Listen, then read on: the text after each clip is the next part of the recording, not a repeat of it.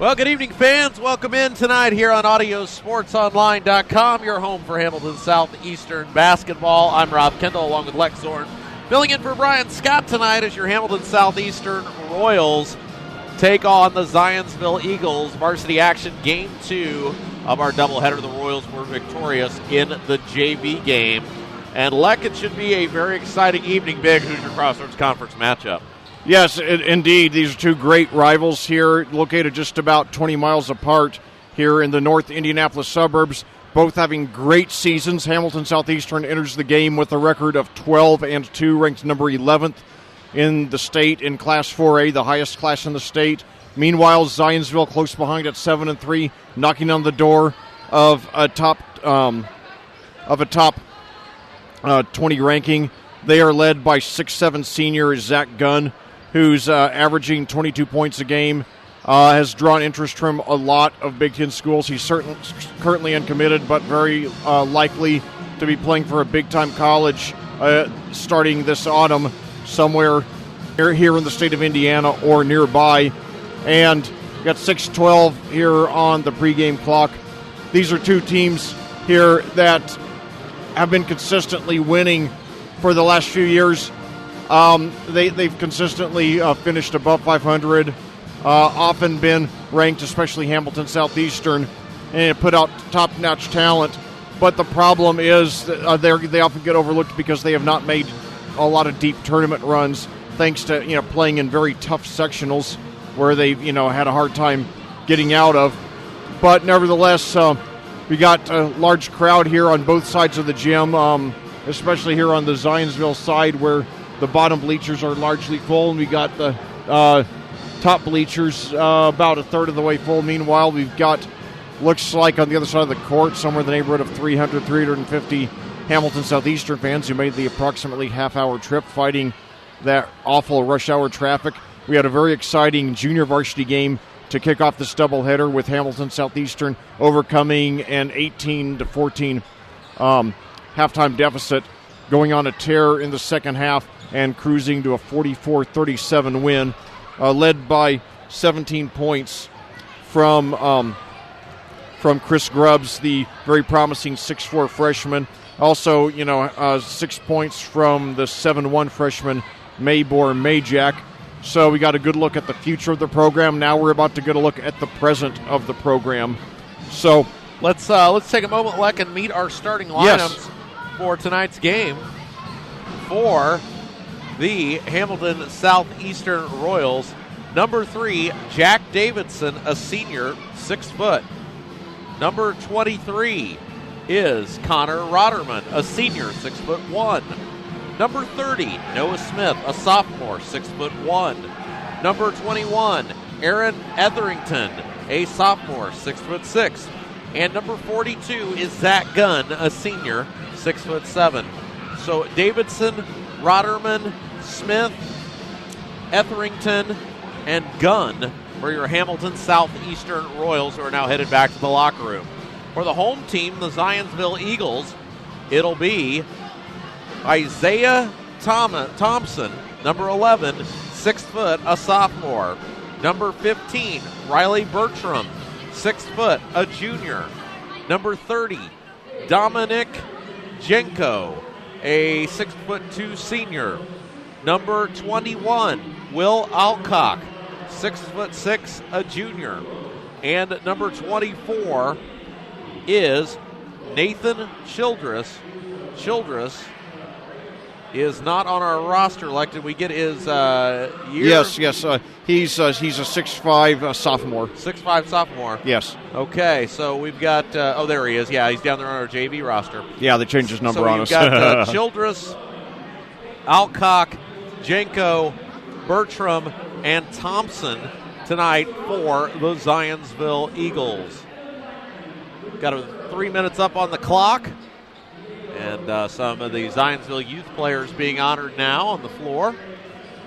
And this is a big game for both teams, like we talked about this in the JV contest, and it is true. We're hitting to the latter side of January, which means sectionals right around the corner, and that means these teams want to be putting their best foot forward.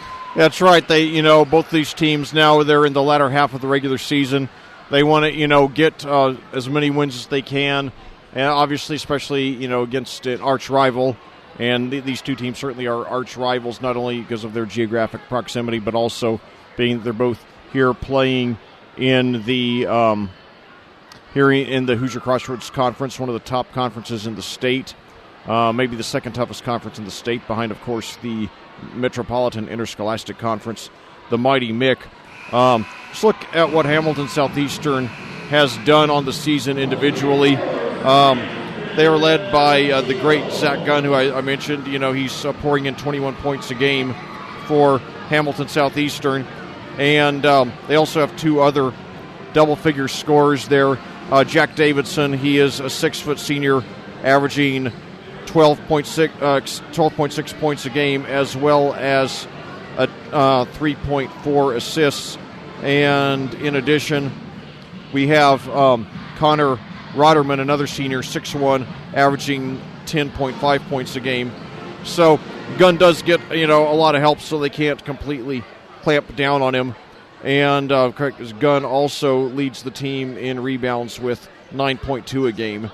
So certainly he's a dual threat, and it'll be interesting to see what position he plays in college. I'd imagine probably small forward or shooting guard there at 6'7". And now 3 minutes to go on the pregame clock. Zionsville still out there warming up. And it's right now Hamilton Southeastern in the locker room. But, Hamilton Southeastern is averaging a sensational 75.4 points per game. And keep in mind, these are 32-point games. That would be the equivalent of averaging about 112 points a game over a 48-minute NBA game. And besides the, three double-figure players, they have two other players who are close behind. They have 6'5" senior Aaron Shank, who's averaging 8.9 points per game, and then 6'1" sophomore Noah Smith, who's averaging 8.9 a game, as well as a team-high 3.8 assists, very solid point guard. Zionsville's a team that doesn't have... They don't have a dominant player. Their leading scorer is 6-foot sophomore guard Isaiah Thompson, very promising, averaging 16 points a game. So certainly they're glad they have him back for a couple more years. And Rob and I, all season we've been seeing a lot of guys for a lot of non-seniors really being big stars, even quite a few freshmen and sophomores, more so on the girls' side, but also to a lesser extent on the boys' side. So Zionsville,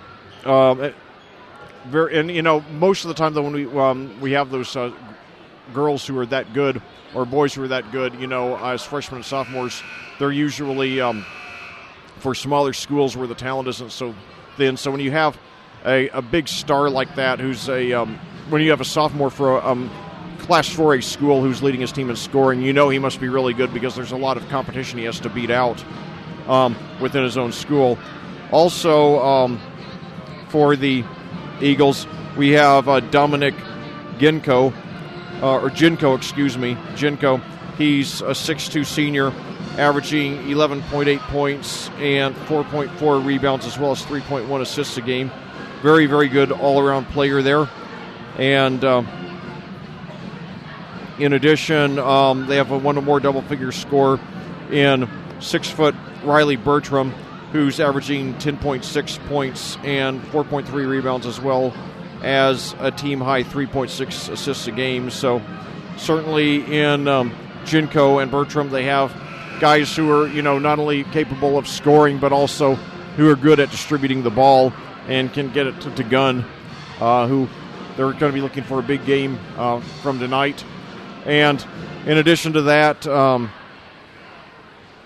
as a team, Zionsville averaging 61.4 points a game, which is actually very good, but it's 14 points less than Hamilton Southeastern, so certainly Zionsville is going to try to control the pace of the game and keep the score down. So they probably, don't have enough firepower to win this game if the score gets up into the 70s or 80s. And so now the pregame clock is back in motion. Both teams are back on the floor. We have 14 seconds to go now on the pregame clock, and the teams are now taking some final instructions on the sidelines from their coaches. And now we're having the PA announcements, and I think we're going to be pausing in just a moment for the national anthem. And so anyway, this is a very exciting evening for basketball here. We've had temperatures hovering in the low 50s all day. It's 51 here in Zionsville right now. We're supposed to have a 30% chance of rain the rest of the evening. Hopefully it will hold off until all these people get home. Tomorrow, high projected at 61, so that'll be nice. And then 58 on Sunday before temperatures, highs are projected to return to the 40s and 30s for the next week after that. And at that, we will pause for the national anthem.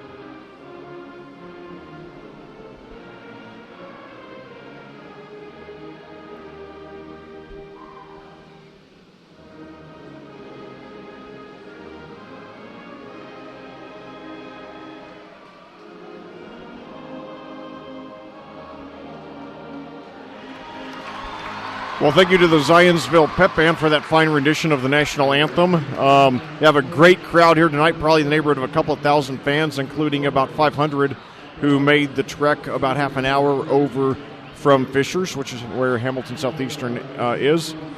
And I'll tell you, these teams are certainly fired up for this matchup. See a lot of enthusiasm from the fans.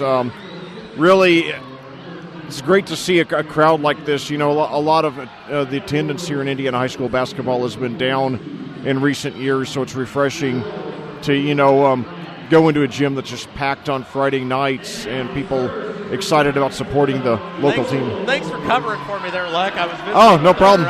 My good friend Adam Ritz, former great Indianapolis radio personality. His daughter now a senior cheerleader at Zionsville. Yeah. So doing a great job there covering for me, Leck. Oh, no problems.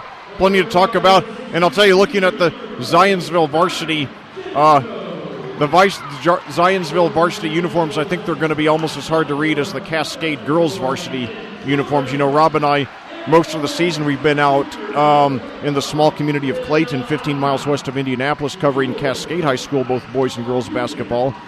And it's been a pleasure. Both teams are having winning seasons, especially the girls, who are ranked at number 8 in Class 2A in the state.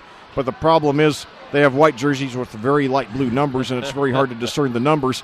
Zionsville's almost as bad. They have white jerseys, and it looks like they have white numbers with green outlines, so you have to look really closely.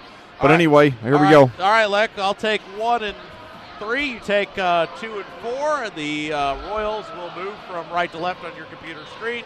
Gunn going to tip it up against Childress. And there's the tip. It is controlled by your Royals. So Hamilton Southeastern with the ball first. Up, shot, tipped up, out of there, and here come the Eagles running back the other way. Hard into the hole is Genko. Up, goaltending. And they'll count the basket, and it is 2-0 in favor of Zionsville. So is that Genko's going to get credit for that? Yeah, that's right. The Royals now will have the ball. Gunn going to throw it in. Yeah, Gunn, big-time college prospect. Recruited by several Big Ten schools. Has it in the backcourt. Now gets it across. Into Gunn, missed the shot. Rebound pulled down by Rotterman. Into Gunn, throws it down. Nice hustle play that time, as that was Rotterman who made the save and enabled the Royals to get the points. Tell you what, Leck, sometimes it's those little plays like Rotterman just made right there that really is the difference in the outcome of the ball game. Yes, indeed. Especially with two teams that are probably so evenly matched. Yeah, although, like I said, in the pregame, Hamilton Southeastern definitely the better offensive team. Royals averaging 75 points a game. Zionsville only 61. So the Eagles likely to try to keep this one lower scoring tonight. Yeah, Hamilton Southeastern with a decided height advantage there as well. And, of course, Gunn is the big guy, as you said, that everybody's looking at. Oh, acrobatic shot, no good. Rebound, lost the handle on it. That was Alcock, who had a chance, lost the handle on it, out of bounds. So a little over a minute into the game, 2-2 here at Zionsville. Your Royals trying to improve to 13-2 on the season and get into the top 10. They're ranked number 11 right now. The girls ranked number 6.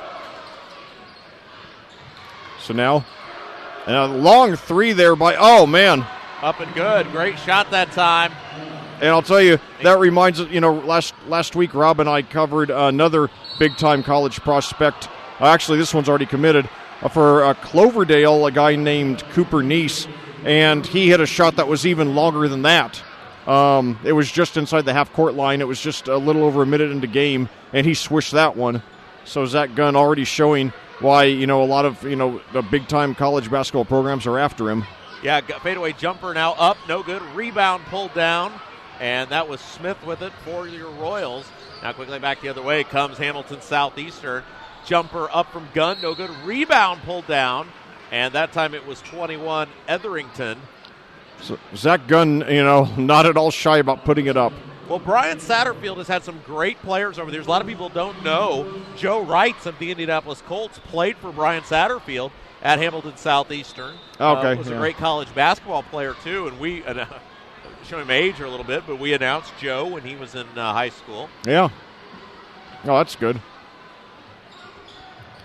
Yeah, a lot of, and now we got a three there. That is in and out there. Yeah, that time that was Davidson. Loose ball picked up by Gunn.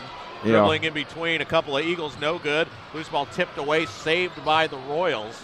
And Hamilton Southeastern with the lead and the ball, 5-2, 6 minutes left to go in the first quarter. Zionsville playing a 2-3 zone. What I remember, and now alley-oop there, and almost successful when he draws the foul there. That was number 14 for your Royals that time. Chaz Birchfield. Yeah, Birchfield, a junior. And Birchfield will go to the free throw line.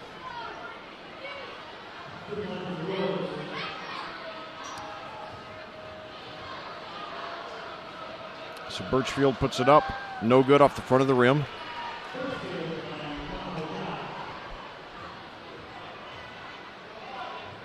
Second free throw. One more now coming up for Birchfield. Trying to extend the lead for the Royals. Shot is up. It is good. And it is now a 6-2 affair for the Royals. Yeah, Birchfield on the season, I believe this is... Loose ball tipped up, controlled by the... Looks like this is his first varsity action. And a big flush that time by number 24, Childress. And it is now 6-4, Hamilton Southeastern with the lead. Not bad for a guy who's not even on the roster listed. Yeah. Now it's fast break on the steal. So now all of a sudden we're tied here at 6. Yeah, Bertram with the steal that time took it coast to coast. Seems like there's been a Bertram on Zionsville for about 10 years now. There's a quick jumper up and in for 2. Nice job by Birchfield. We got Bertram and Birchfield. And that time Birchfield reclaims the lead. 3 ball the other way is good. Hot shooting that time, Isaiah Thompson. And it's now 9-8. Pretty good crowd here tonight. Yeah, well over half full, especially on the Zionsville side. Now another steal there. So Thompson a 3, no good. Loose ball out of bounds. It'll belong to the Royals. into the ball game for Hamilton Southeastern, number 30, Noah Smith. So definitely a fast-paced start. Both teams, coming out swinging, not shy about putting it up. Hamilton Southeastern, a couple of turnovers that have, hurt them early on. They're trying to hang in there, and they still only down by 1. So now Gunn brings it up, and now miscommunication. He throws it out of bounds. So that's 3 consecutive now turnovers on the last 3 possessions now for Hamilton Southeastern. That's very uncharacteristic. What I.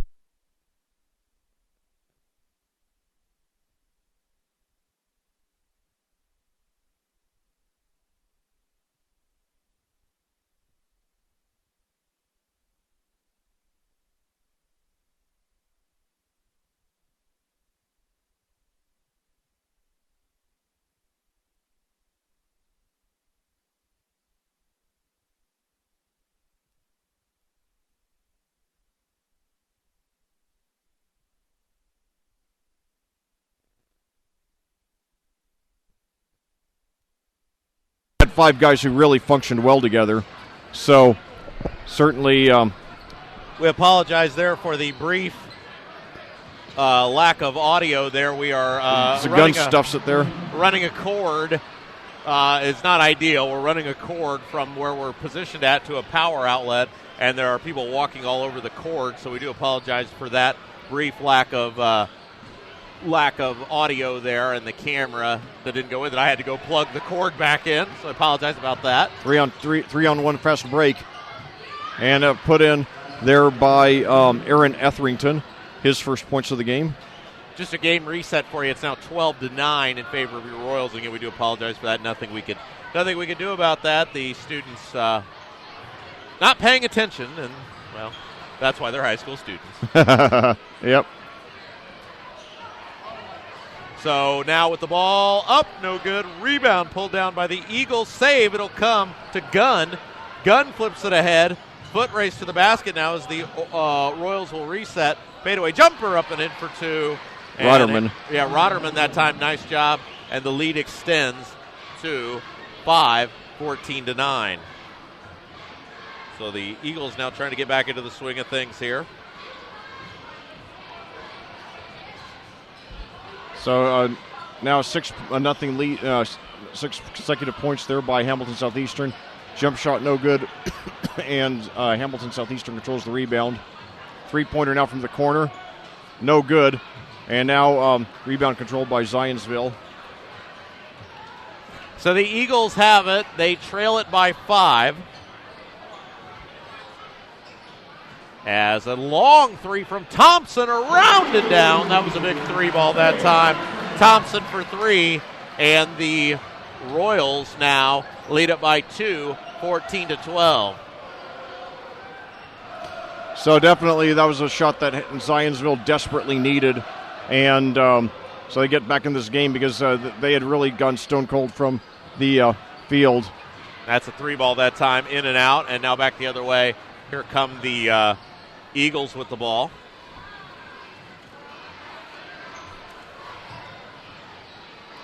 Thompson with it. He's hit a couple of rainbow threes, and that really makes it hard to defend. And now they'll skip it over, around the corner, into the corner. 3 ball left side, up and good. That's a 3. And that was number 15 for the Eagles, Bertram, that gives them the lead. Gunn with it, runs into a defender. Quickly across the 10-second line, hard to the hole. Whistle, charging foul on Noah Smith. So, well, what a sudden momentum swing when it looks like Hamilton Southeastern, was threatening to run away with it. Now, all of a sudden, 2 consecutive 3-pointers by Zionsville, and then a charging foul against Hamilton Southeastern. So the Royals already, already being a little sloppy with the ball here in this high-scoring first quarter. Trail 15-14. Yeah, and as you said, 1-point lead now for the visitors, or for the home team, rather, the Zionsville Eagles, with 1:23 left to play in the first quarter of action. Well, so far the game's been just as good as advertised. We had a feeling it was going to be a close one and a barn burner, and it has been just that early on. Yes, indeed. As we got now Isaiah Thompson with the ball there at the right perimeter. Now dishing inside to Tyler Leedy. Now here come the Eagles again. Thompson with it. Left side. Into the corner. Back over to number 15, Bertram. Bertram gets it off over to number 30, Genko. Right side, it'll come over to Bertram. Bertram, closely guarded, takes it to the foul line. Little wow, shot. What a move. No Boy. Good, drew the foul. Outstanding move, though, but to weave between those defenders and put it up underhanded. Almost made a almost had a chance for a three-point play. As it is, he has a chance to extend the lead at least. Bertram already with 5 points here in the first quarter.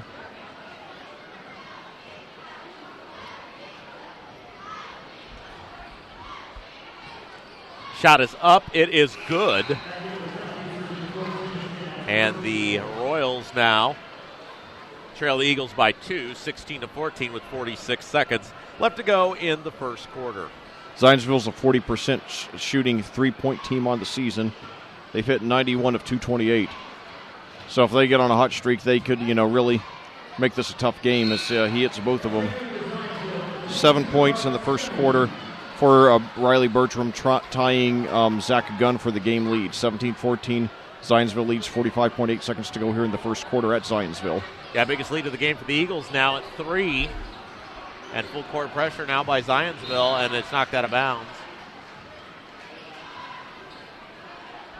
So it's interesting. The Royals started very strong and then made a couple of substitutions.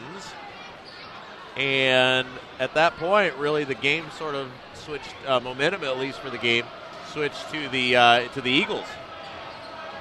Now here's Gunn, pass. Wow, what great a pass that time into Birchfield.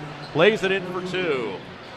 Birchfield, he's not on my stat sheet, so apparently this is his first varsity action of the season. Already 5 points in the first quarter, so contributing very heavily already. Yeah, and again, we have not. It's our good friend Brian Scott who does all the coverage. Leck and I filling in tonight. And so be curious to get Brian's thoughts after he watches this ball game, which he no doubt will. Rounded down for 3. That was number 22, Mark Stemme. And the 3-ball goes. It's 20-16 at the end of 1. A very exciting first quarter of action, Leck. Yes, indeed. Certainly, it's been a great effort by Hamilton Southeastern. They've been a little sloppy with the ball, and that's part of the reason they're down. They committed a few turnovers on bad passes. If they can just settle down and just take care of the ball, I think they're going to come back and take the lead here in the second quarter. But you never know. I mean, if Zionsville, you keep sticking it from the 3 the way they have from the 3-point line, then they're going to really have a chance to hang in there and win this game. And, of course, the thing is, when you're a good 3-point shooting team, you still have off nights sometimes. So, you never know. I mean, Zionsville, they could, go cold from the 3-point arc the rest of the way. But certainly they have the talent to win this game at 9-3, knocking on the door of a top 25 ranking. So, in first half scoring for Hamilton Southeastern, Zach Gunn had 9. Birchfield had 5. Aaron Etherington had 2. And Connor Rotterman had 2. So Chaz Birchfield looking very good. This is 6'4" junior. Apparently in his first varsity action. And I apologize if I'm wrong about that, but he is not on my stat sheet here. Oh, yes.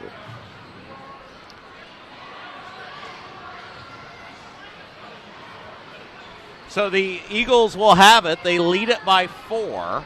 And I'm Rob Kendall along with Lex Zorn coming to you tonight from Zionsville High School to whistle and another quick foul on the Royals.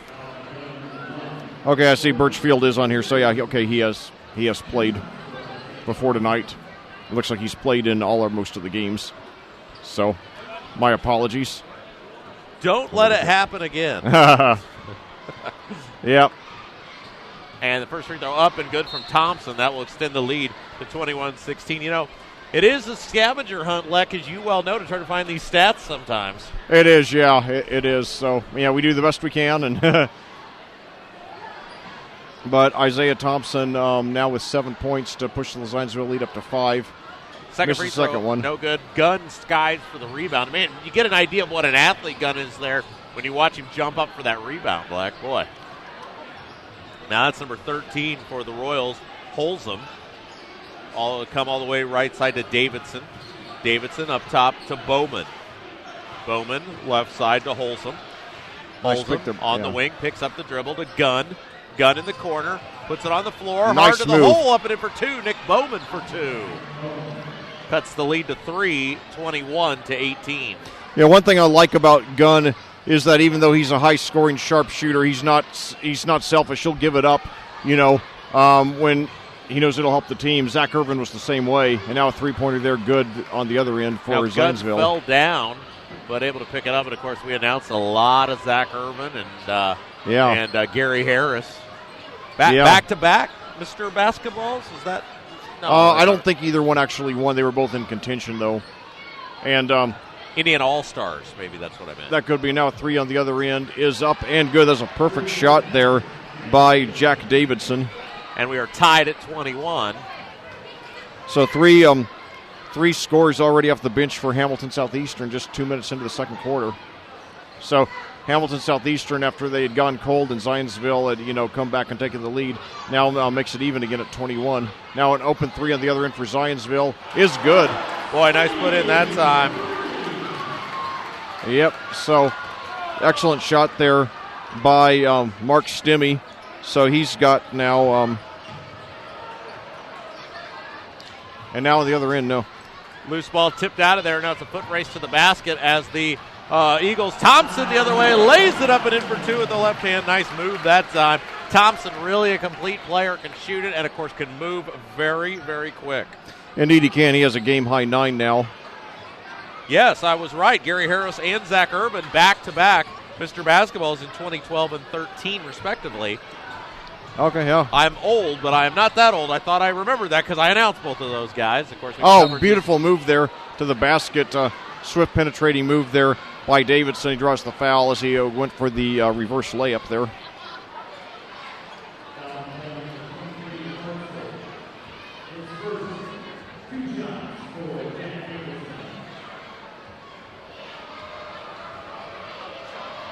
So our first free throw is up and good by Davidson. He has 4 now.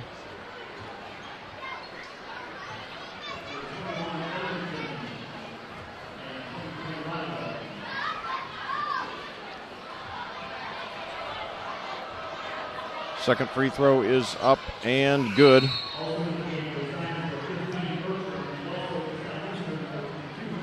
So 25-23 your lead, 26-23 now Zionsville on top. It's been an up and down game of wild momentum swings, very high scoring. The way, I wasn't sure Zionsville would be able to, keep up if the game went into the 70s or 80s, but the way they're playing now, they might have a shot. Now a three-pointer there is good there. And free ball that time extends the lead to 6, 29-23. Okay, that was Riley Bertram. He has 10 points to lead all scorers. Bertram, I believe, is a standout football player. Yeah, I don't recall seeing him when I covered Zionsville in the sectional against Plainfield a few weeks ago. But, yeah, I know there are, quite a few two-sport athletes here in. Yeah, Zionsville, for a school its size, pretty rare because they do have so many multi-sport athletes in a time where everything. As Rotterman, a 3. Good! Big 3 that time by Connor Rotterman, the senior. Nails it down. Yeah, that's so Zionsville, every time Zionsville threatens to pull away, Hamilton Southeastern always strikes back with a big play. They're certainly not going to be intimidated. Nearly halfway through the second quarter here. Hamilton Southeastern won the JV game 44-37, which we brought you also here on audiosportsonline.com. And now, loose ball that's knocked out of bounds to Zionsville. And again, it's just a beautiful gym here at Zionsville High School. It's not that old, but it has that look of an old gym. And it's sustained the growth of Zionsville pretty well. Yeah, it's beautiful, beautiful facilities here in Zionsville. Glad to be here finally after 5 years, of covering. And now we got a three-pointer from the corner there on the other end, in and out, knocked out of bounds to Zionsville, 3:56 to go. Zionsville with a 3-point lead over Hamilton Southeastern. It's interesting, this lineup that Southeastern has right now without Gunn in there. Smaller lineup and doing pretty well so far. Yes, indeed. Fell asleep on defense that time, but a nice defensive play there by Shank to take it away. And now up across the 10-second line, it's Rotterman with it. Over to Shank. Rotterman a senior, Shank a senior. Oh, and did miscommunication there, nearly threw it away, but nice save there on the pass. Bond, 22 in the ball game now as well for the Royals. And now nearly a steal. Shank ends up with it. In the corner, it'll come to Rotterman. He'll fire it up. Rebound pulled down. Long rebound by Etherington. They got him. I thought he drew the foul. They said he traveled, though. Yeah, just 18 fouls total between the two. 5 for the Royals, 3 for the Eagles. And we mentioned that in the JV game, the great defense played by Hamilton Southeastern. Yes, that's right. In the lane, goes hard to the hole, flips it right side, long jumper, up and in for 2. Nice corner shot that time by 23 Hartzell. Sorry, check that 21 Alcock. Yes. And now jumper. Yeah, long 2 up, no good. Loose ball tipped up, pulled down, and it's now taken out of there by Bertram. Foot race to the basket. It's blocked, and another goaltending. That'll be the second goaltending of the game. Boy, it's rare you ever see one, Leck, and we've seen 2 now in this game. Yeah, exactly. Certainly when you call high school ball, most of it's played, even on the boys' side, most of it played under the rim. So it's a tribute to what great athletes we have. And I'll tell you, Rob, this is a rarity. I think this is the first time I've ever commentated a game, a varsity, junior varsity doubleheader in which there was more height in the JV game. Yeah. Because remember, we had, the 7-1 center, Majak for Hamilton Southeastern, their freshman. And then on the other side for Zionsville, we had their 6'8" sophomore center, Hogan Orbaugh. So, yeah, definitely, they have some good size here in the varsity game, but not quite to that extent. But nevertheless, a really exciting game. Riley Bertram surprisingly leading all scores with 12, followed by Isaiah Thompson with 9. And certainly, I think they were anticipating, after the way that Zach Gunn started off with those 7 quick points,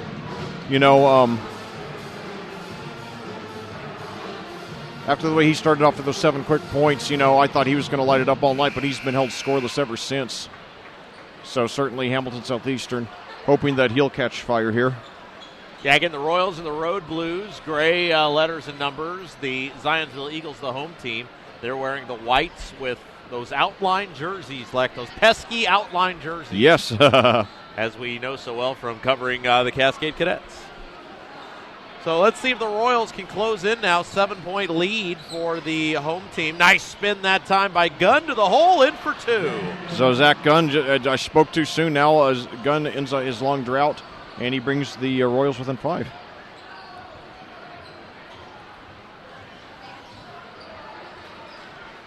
Now on the other end, 3. Step back 3, no good. Loose ball, tipped up, fought for, pulled out of there. 3 ball on the way. And it's good. Nice shot that time. Bertram from the top of the key. Bertram's on fire. He has 15 tonight. 8-point lead for the Eagles, their biggest of the ball game. Oh, nice pass that time to start the offense. Now kicks it right side. 3 ball from Davidson, no good. Rebound Davidson, puts it up, no good. Loose ball back to Davidson, blocked from behind, but a foul is called on number 21, Alcock. And that'll put the Royals at the free throw line. I didn't see the contact from my vantage point, but I trust the ref had a better look at it than I did. Again, we want to thank Greg Shellhouse and the entire athletic staff here at Zionsville High School. Phenomenal job taking care of us, setting us up, making sure we had our internet working, and certainly appreciate all that they have done for us, as they always do a very, very wonderful job. So first free throw up and good by Davidson. Second one on the way, and it is up and good. Davidson a quiet 7.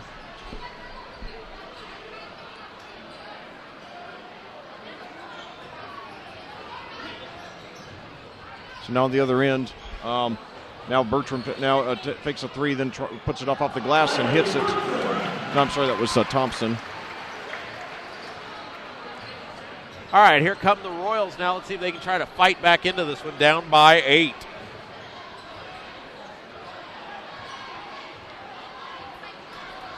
Dribbling at the top of the key is Rotterman. He'll flip it right side. Now comes back center of the floor. Gunn turns around, lob in, and missed the bunny. Good look that time by Etherington. Could not get it to go. Now back the other way. 3-ball, Thompson. Long, but Alcock grabs the rebound underneath the basket. Oh, no look pass up and in for 2 for Childress. That was a nice pass that time. 10-point lead for the home team, the Zionsville Eagles. Yeah, so definitely Hamilton Southeastern, they need to get something going here before this one slips away. And now a three-pointer, long 3, that's NBA distance. Nice rebound that time by Etherington, and draws the foul as Gunn not afraid to put it up from anywhere at any time. Yeah, he does live up to his name.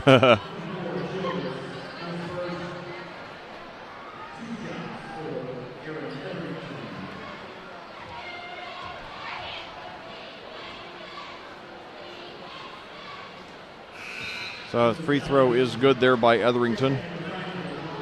He has 3 on the game now, cutting the lead to 9. Hamilton Southeastern trying to get some sort of decent run here to close out the half to try to make it maybe down to 2 possessions or so. Second free throw is up and no good off the back of the rim. So Etherington with 3 now, 38 seconds left. Zionsville could hold for the last shot. 40-31, as you said, Eagles with the lead in the ball. Royals really need a stop here, as Zionsville dribbling around the perimeter does appear content to play for the final shot. Yes, indeed. So Adcock with the ball now at 19 seconds to go. Back to the center of the floor, Alcock with it. Little game of pitch and catch with his teammate there, Bertram. Now 8 seconds. Over to Thompson. Thompson in the lane. Kicks it in the corner. 3-ball on the way. It's up. No good. Rebound tipped out of bounds. 2 seconds to go. It'll belong to the Eagles. Well, great execution all half by Zionsville. They've made fewer mistakes, and they've shot very well, and that's why they're ahead. Looking to get it in. Quickly does. Thompson will fire it up. No good, and that'll bring them out the end of the first half. 40-31 the score. The Eagles of Zionsville lead it over the Hamilton Southeastern Royals. And, I'll tell you what, don't feel like Hamilton Southeastern played bad. Zionsville just had a really good first half. They did, and, Hamilton Southeastern didn't play badly, but they did have 3 or 4 bad passes that hurt them. And, when your opponent is playing this well, you have very little margin for error.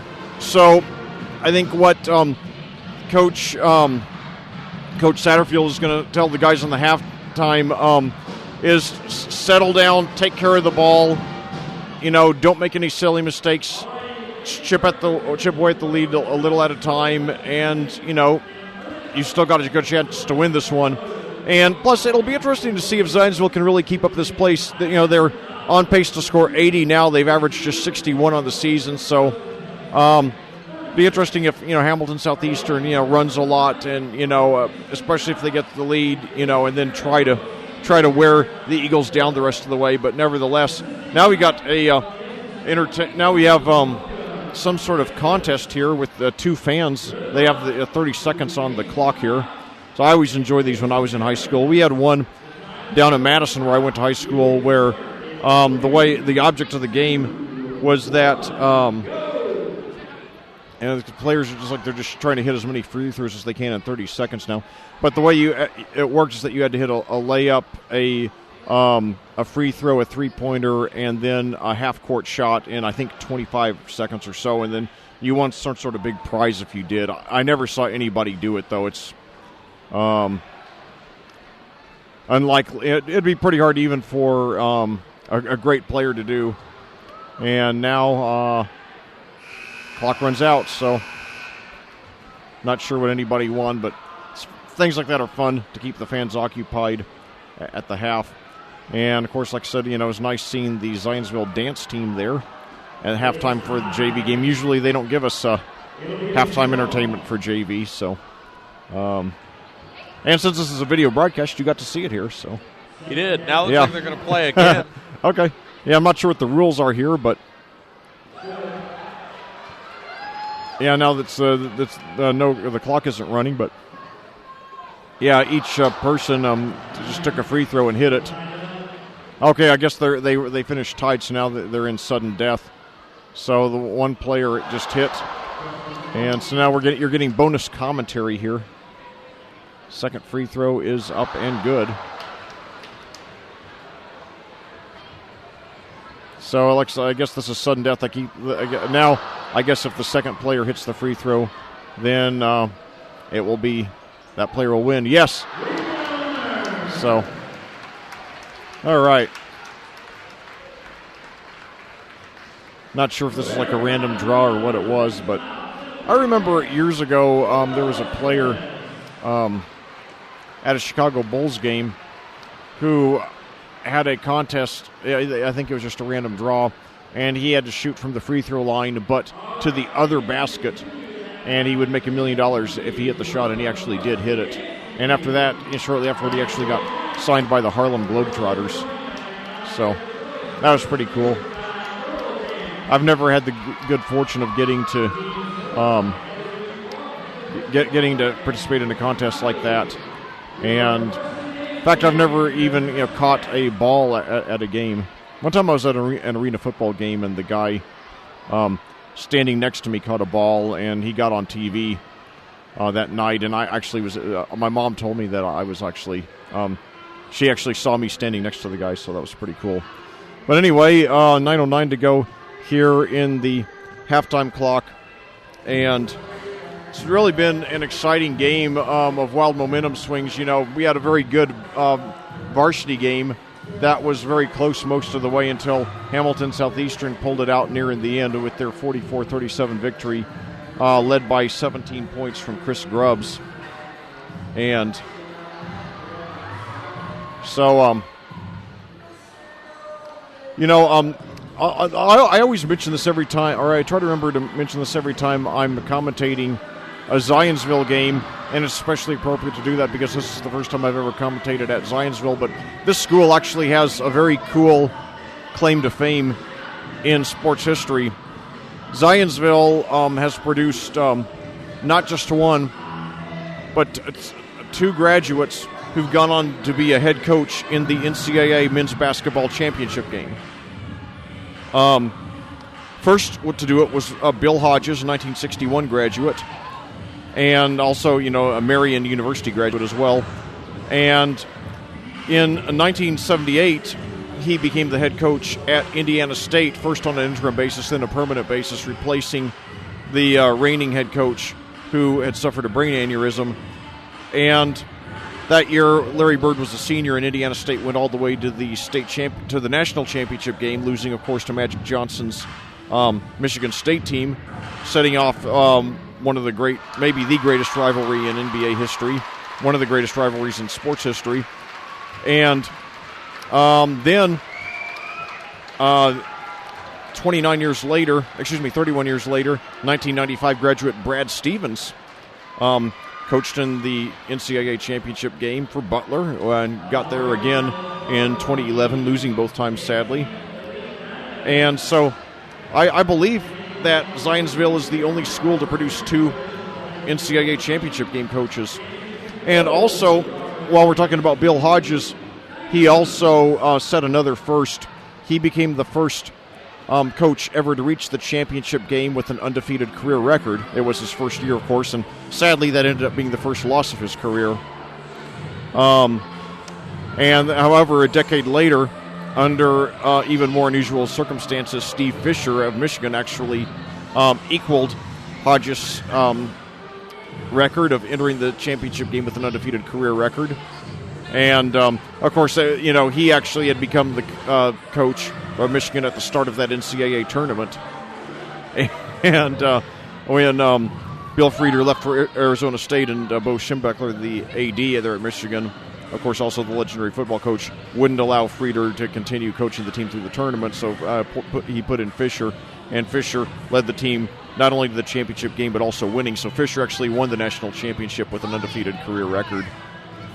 So, and then there was one other time when a coach got to the Final Four. Actually, it was on the women's side, though, with an undefeated career record. At the start of the 2007 tournament, Pokey Chapman of LSU suddenly resigned, because of an off the court incident, and then assistant coach Bob Starkey led the Lady Tigers to the Final Four, where they lost in the semifinal round. Again, that was his first head coaching job as well, and I think his only one. I think he went back to being an assistant after that.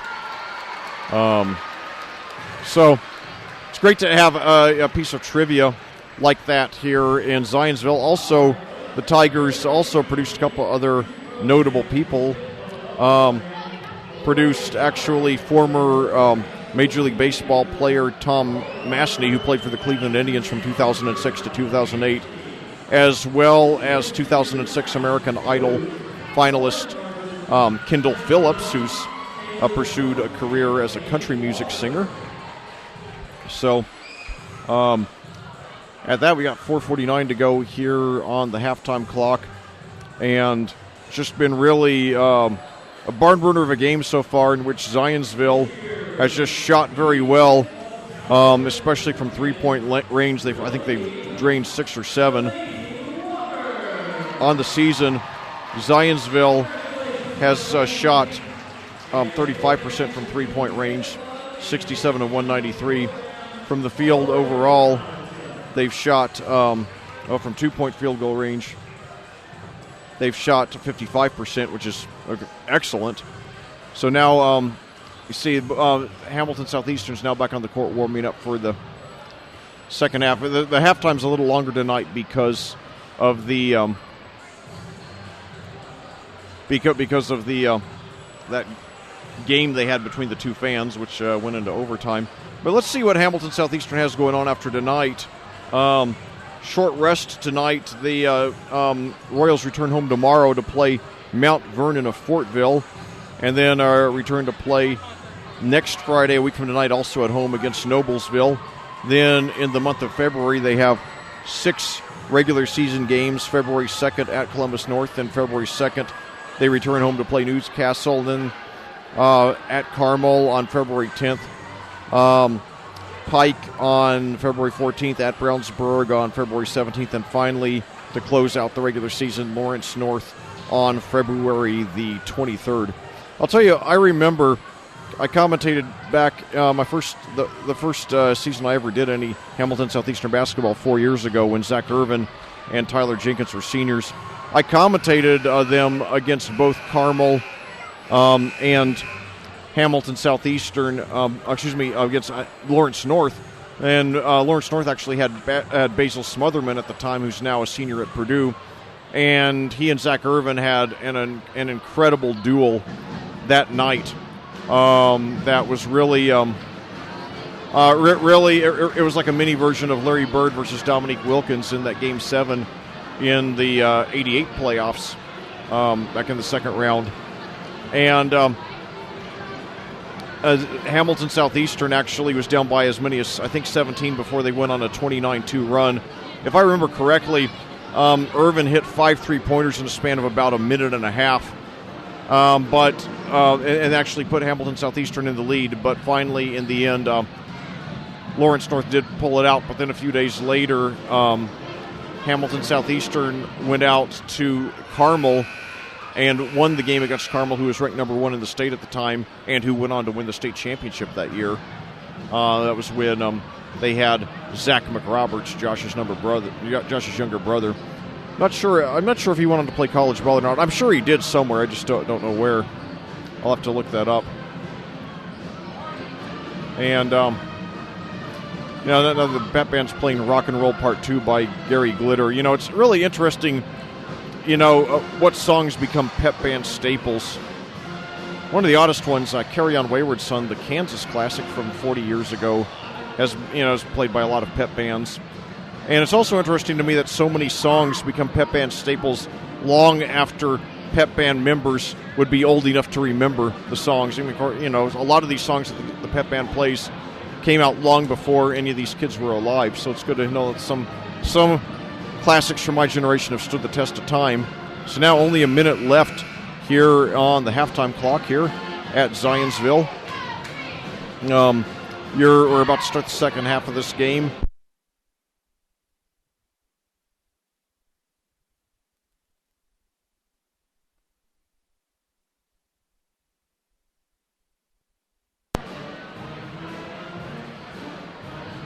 So glad to be back in business now. Second technical difficulty tonight.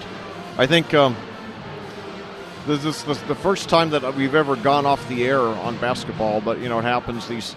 Though the thing is, usually where Rob and I are seated at these games, it's where we're not around any other fans, but where we are now, there are fans walking by, and now Rob's putting more tape on there. Certainly not the most comfortable position with which to call a game, but, we'll make the best of it and hopefully not have any more difficulties the rest of the evening.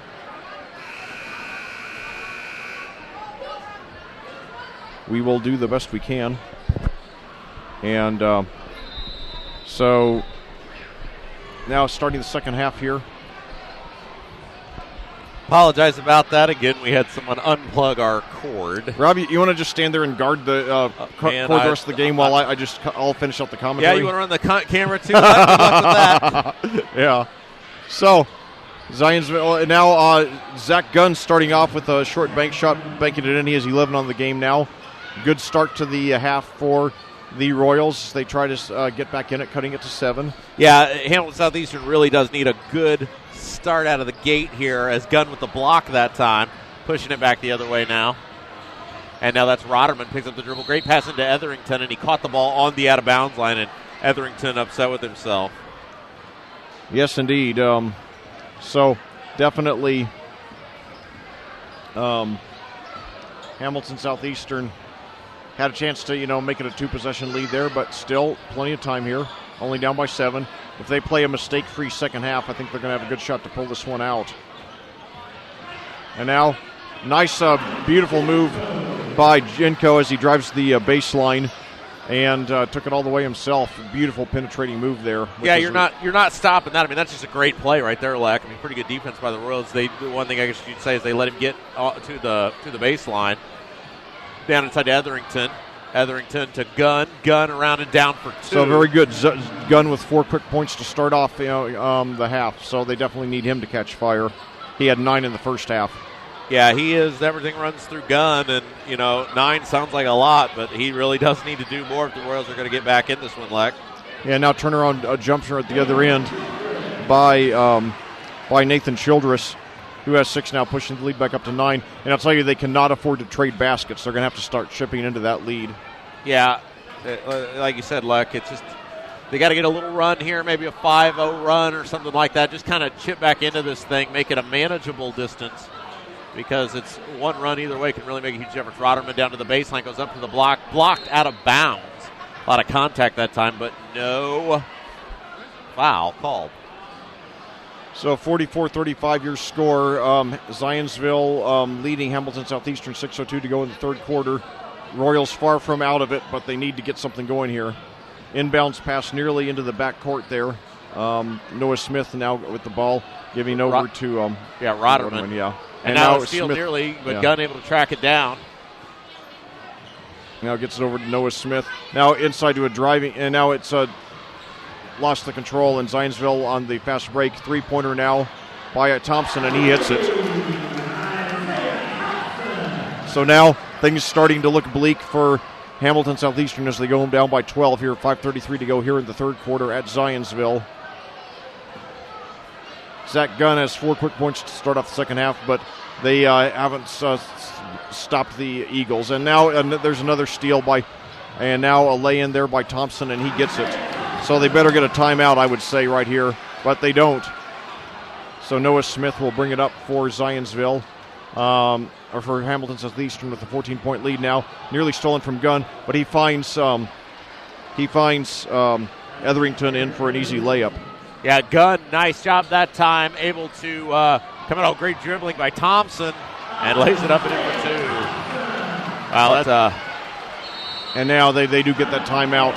You know, you don't want to ever put the cart before the horse, because obviously there's a long way to go in this season, but Hamilton Southeastern is a top-flight team, and man, Zionsville, you know, they are looking like a team that could conceivably contend for a state championship, Leck. Yeah, and certainly with this win, they're knocking on the door right now of the top 20 with a 9-3 record. This win, win over the number 11 team certainly could push them into the top 20.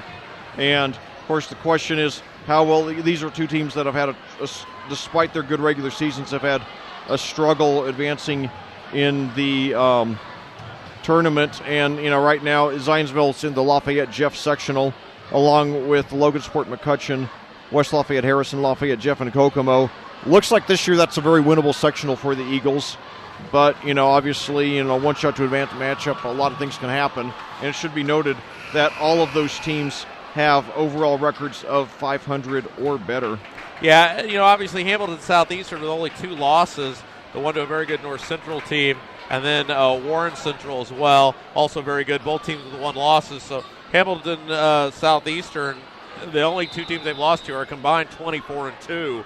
So certainly a very, very, very good Royals team, as we've seen all year long here on Audio Sports Online. But Zionsville just looking a step quicker tonight. Yeah. And, now as Gunn takes the basket, no good on the short hook shot. And now Zionsville and start being very aggressive. But they offensive foul. Yeah, I think. Yeah, boy, I'll tell you, I give all the credit to Riley Bertram, though. He looked like he was trying to, put the game away. I mean, that he wasn't content only leading by 14; that he wanted to keep piling it on. So now, a little over a quarter after play, referee comes out with a towel, wipes up a wet spot here on the court, causing a brief pause here in the action. So Zionsville with the ball now trailing by 14. Yeah, and again, this Royals offense, though, so explosive, Leck, as we mentioned, 70-plus a game, right? Yeah, 75, yeah. So certainly capable of putting the points on early and often. Yeah, so, Zach Rotterman open underneath the basket that time, and he's fouled as he goes up with a reverse layup. Now, they've got to hit these. Yeah, but again, no need to hit the panic button yet if you're Hamilton Southeastern. Still a lot of time left in this ball game, and certainly an opportunity here to whittle away at that lead. Yes, indeed.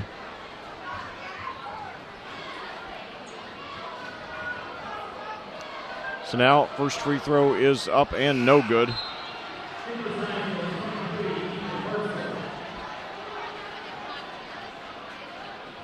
One more now for Rotterman.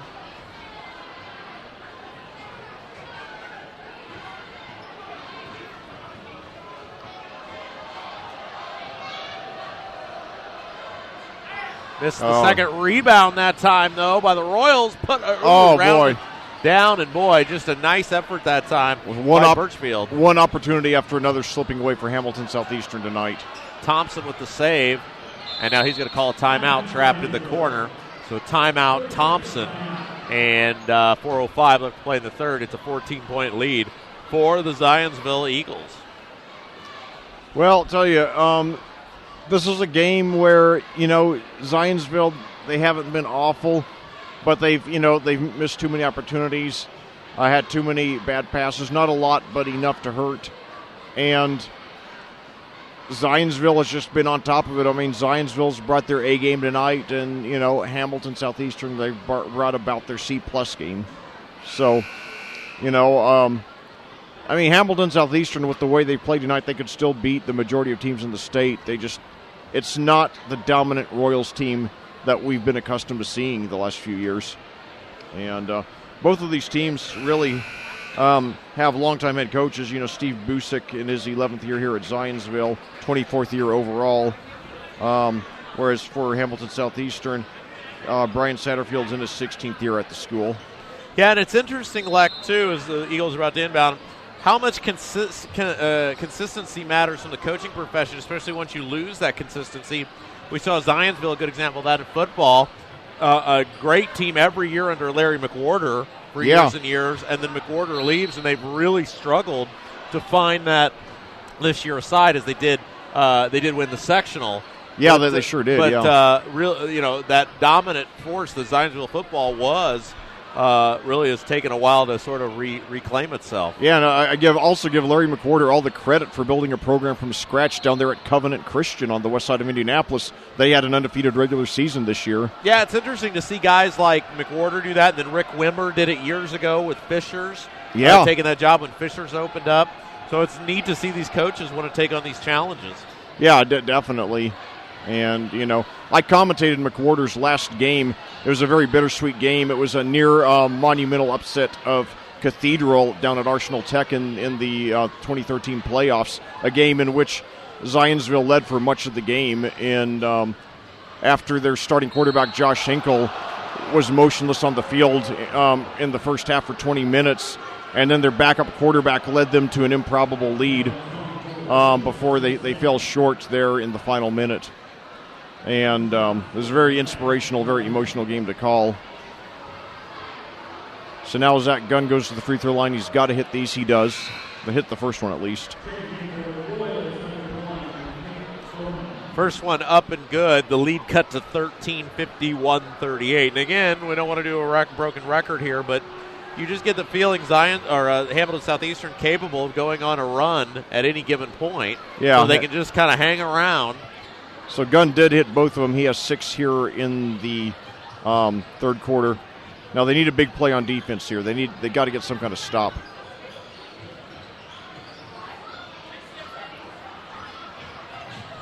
So now a three-pointer from the corner. No good off the rim.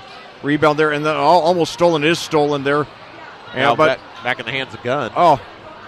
Now he takes it all the way himself, and he draws the foul and hits it. Wow, what a big inch or centimeter or whatever that was there that let that ball hang on the rim. I think that was like a millimeter. Yeah, I mean that's a huge difference, because now he otherwise would have been at the free throw line shooting 2. Maybe you get 2. Now a chance to get 3, a minimum of 2. Yeah, so Zach Gunn trying to push the lead or reduce the lead down to single digits for the first time in a little while. His free throw is up and good. He has a quiet 18 now. And suddenly, it's the lead, it's suddenly 5 points in a row by the Eagles, or by the Royals, and they cut it down to 9. But on the other end, layup no good. Rebounded there by Hamilton Southeastern. They try to chip away into the lead. Now they've got Davidson down in the corner. Gives it over to Nick Bowman. Back to Davidson, back to Bowman. Now over to Gunn. He takes it himself. Knocked away, out of bounds to Hamilton Southeastern. 2:28 to go in the third quarter. Zionsville by 9. Yeah, as you said, 9-point lead here for the Eagles, Leck. Let's see what as now a steal. And here come the Eagles back together. That would have been a great opportunity for HSC that time. Now a steal, though, by Birchfield. Foot race to the basket. He will flush it down. Birchfield with the slam, and the lead is 7, just like we said, Leck. Southeastern capable of that run. Here it is. They've got it to 7. To 7. It was down by 14. Now they're on a 7-0 run. They've cut the lead in half. And little pep in the step that time is a foul committed by Gunn. That'll be the first foul of the half on the Royals. Yeah, that's right. And, the Hamilton Southeastern really, in both games, pretty few fouls tonight. Of course, I remember going back to the Hendricks County basketball tournament a couple weeks ago where he had that Avon Danville game. Man, that game was super low foul until the last couple of minutes when Avon was fouling on purpose to stop the clock.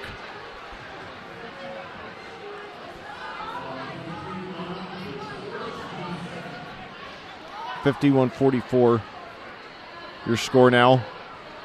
Second foul of the half there against Hamilton Southeastern.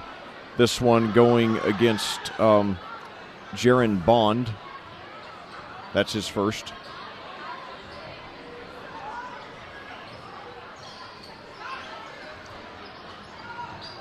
51-44. Eagles up by 7. But at Hamilton Southeastern, little pep in the step. And the shot missed. Gunn grabs the rebound. And here we go. So Gunn with the ball, top of the key. Zionsville in a 2-3 zone. Pitches it over to Bond. Now Bond takes it inside. Oh, great pass. Cutting to the basket. Missed the shot. And it'll come in up in the hands of the Eagles. That would have been a huge basket. Now a foul. A little too aggressive trying to get the steal after Zionsville controlled the rebound. Bowman couldn't finish. Yeah, it was a great pass cut as he cut to the basket. He just didn't put enough on it, and it ended up falling short.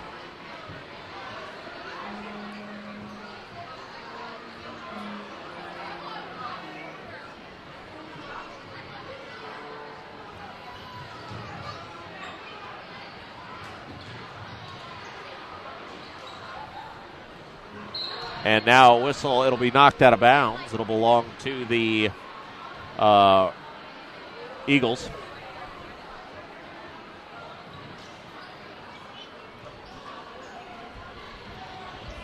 Oh, beautiful behind the back dribble there, and nice move by.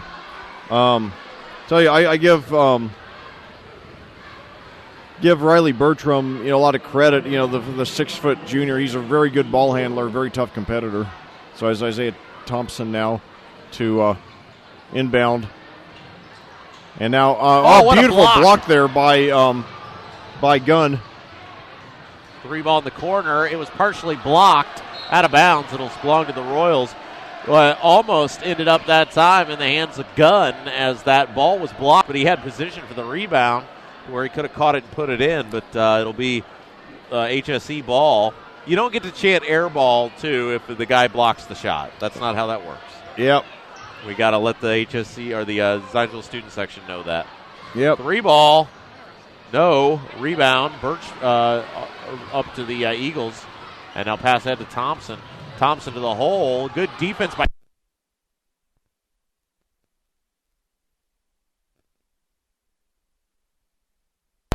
Okay, we're back on. Now floater on the other end, and it's good. So that's a 9-0 run now by Hamilton Southeastern now to cut it to 5. This is very manageable now.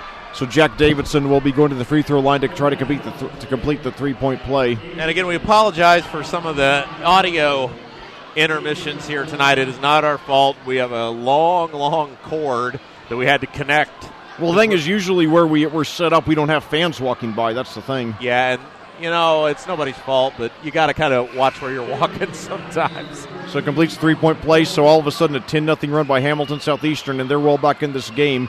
51-47 your score now, 16.5 seconds to go in the quarter. Jack Davidson with a 3-point play there. So Zionsville likely to hold for the last shot here. Although, nice a steal there. They might, Now a foul. That is the 5th foul on the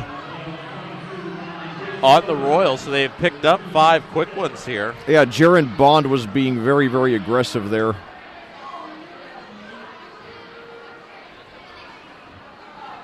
He's being very aggressive. Going for that steal.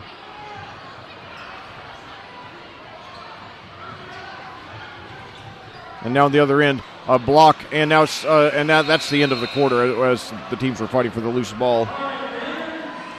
So I'll tell you, it's got a barn burner of finish coming up here at Zionsville. We head to the 4th quarter. Your Hamilton Southeastern Royals trailing the host Zionsville Eagles by a score of 51-47 here on AudioSportsOnline.com. My name is Lex Zorn, joined by Rob Kendall.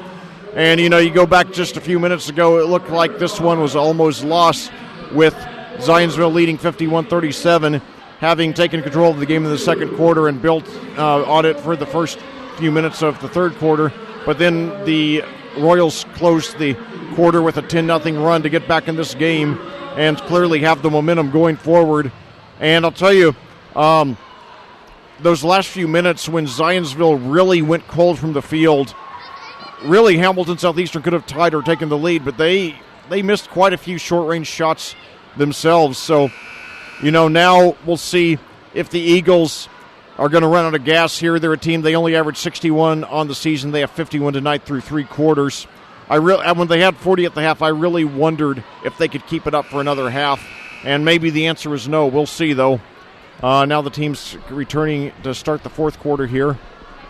We've got Davidson, Gunn, Rotterman, Birchfield, and Austin Holzum playing for Hamilton Southeastern now. Holzum, I believe this is his first action of the night. He's a 6'1 senior. So now Isaiah Thomas, a very dangerous player, pitches it over to Will Alcock, back to Thompson. That's Isaiah Thompson, not Isaiah Thomas. He kind of plays like Isaiah Thomas. Yeah, and where's the same number? Where's number 11, like Isaiah Thomas did? And now that is the 16th foul on the Royals. That's a big one. Now, is this Isaiah Thomas who plays in the NBA now, is he related to the Isaiah? No, I do not think so. Plays for the Celtics, I think. Yeah. I will say the one thing about this Isaiah Thomas, the current one, his name is actually spelled correctly. And now a travel as Thompson hit the shot. Yeah. But they say he traveled with the ball before the shot. So Hamilton Southeastern, they can make it a one-possession game here as Jack Davidson brings it up. Now gives it up over to Rotterman. Good ball movement. Coach Satterfield's team's always very fundamentally strong. They usually do not beat themselves. So Davidson with the ball at the right perimeter. Zionsville playing a 2-3 zone. Now their steal attempt there. And jump shot there by Rotterman, no good. Rebound controlled by Zionsville. That was Nathan Childress who came away with it for the Eagles. 7:03 to go. And there is a foul. So I'll tell you, Rob, as Hamilton Southeastern, all of us, once they started committing fouls, it became pretty heavily. And now we've got Zionsville in the bonus with 7:03 to go here. Yeah, it's a long time to be in the bonus too, Leck. Yeah. So now free throw is up and good, so that breaks the 10-0 run there by Hamilton Southeastern, pushes the lead back up to 5.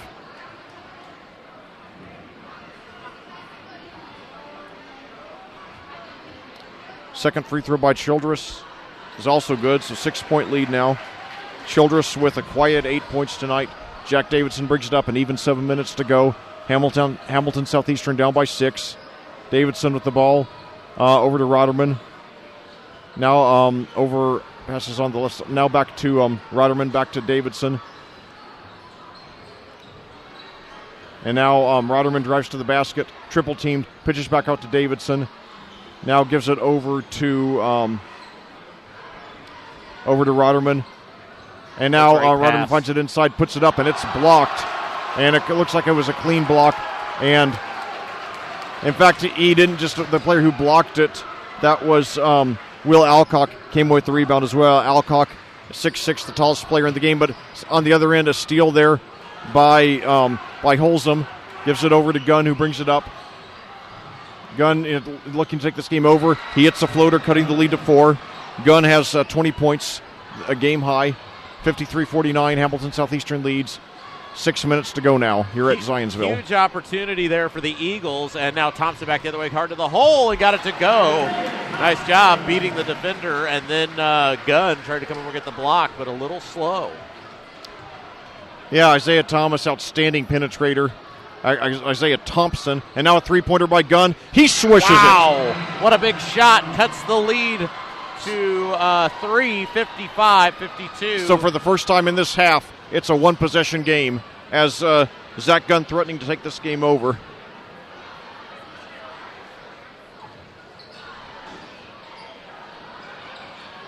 And now a rebound by Gunn, and the Royals can cut it to 1 or tie with the 3. Davidson has it now, 5:14 to go. Now over to Gunn. Long 3 off the front of the rim, and rebound controlled. It's a 2-on-1 fast break, and lays it up and in there by Dominic Jinko. So they'll push us the lead back up to 5. Big play for the Eagles. Now on the other end, inside to Birchfield, and he draws the foul. going to the basket. Game of inches there that time on the fast break as Birchfield is down, and now he's going to get back up. Looks like he'll be okay. Birchfield swatted that ball back, trying to hit it to his teammate, and unfortunately for him, he ended up hitting it ahead to where an Eagle could pick it up, and then obviously it was just a foot race to the basket that Zionsville won. So now, a couple of big free throws coming up for Birchfield, who's been a big contributor off the bench today, playing sort of a sixth-man role. Amid a lot of crowd noise, he misses the first one. So it's a 5-point lead now for Zionsville. The Eagles have led by as many as 14. Hamilton Southeastern then cut it to as few as 3. Now they're down by 5. Second free throw by Birchfield is up and good.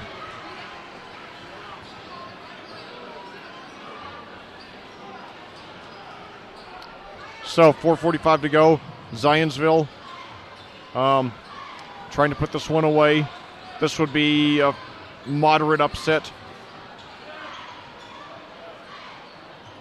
Bertram drives the baseline, and I think we're going to get him for a charge. So big break for the Royals. They have the chance to make it a one-possession game again. That's second foul there on Bertram. I have him with 17 points there for the Eagles.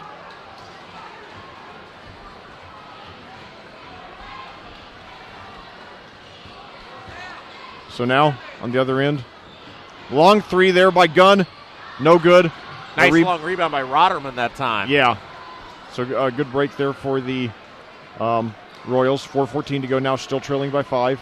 Rotterman really looking to run the offense that time. Got caught with the dribble, able to flip it over, though, right side over to Davidson. To Gunn.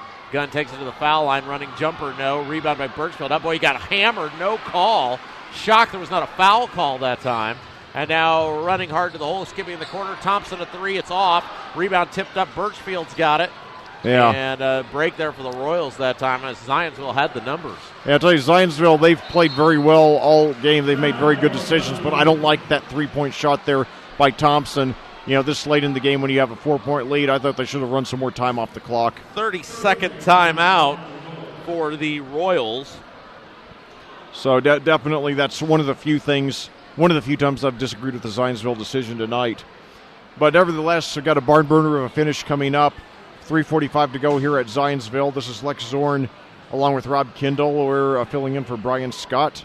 And hopefully not doing too badly in his absence. But Rob and I, we're having a great time this season out at Cascade. But it's great to get up here to Zionsville at the first. Great to get here up to Zionsville as well. I've missed doing Royals basketball. It's been 4 years since I last did a Royals basketball game. I have done Royals football games in between, and of course, like I said earlier, this is the first time I've ever been here on the campus here at Zionsville. They just have real first-class facilities in here, one of the fastest-growing cities here in the state of Indiana, here in the north suburbs. Now a three-pointer. No good. The rebound put up and in by Birchfield, and it's a 2-point game. Yeah, they drew everybody out there on Rotterman when he put the 3 up, and that enabled Birchfield to go uncontested, and very athletic play there. Didn't even come down with the ball. Just tipped it right into the basket.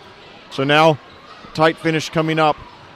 Now Zionsville, and now the loose ball knocked out of bounds to Zionsville. 3:17 to go.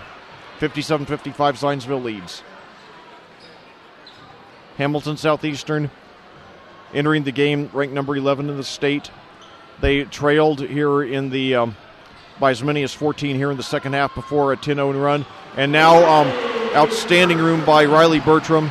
He lays it in, pushing the lead back up to 4. Boy, did Zionsville need those points there. Yeah, that was a nice job that time. That was really athletic play. Birchfield gets to the block. Shot block, grabs it under the basket. Loose ball fought for. Ends up in the hands of the Royals. The Birchfield goes up. Got it to go for 2. 2-point game, 2:53 to go. Nice distribution of the basketball that time by Smith.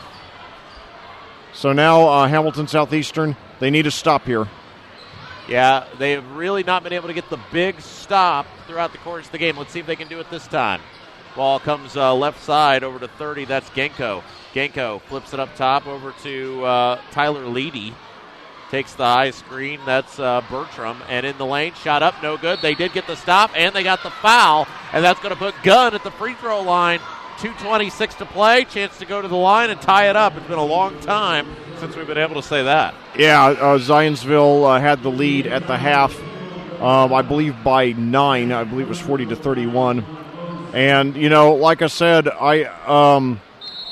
when they had 40 at the half, when Zionsville did, averaging 61 of the season, I didn't think they could keep up that pace, and, looks like I was right.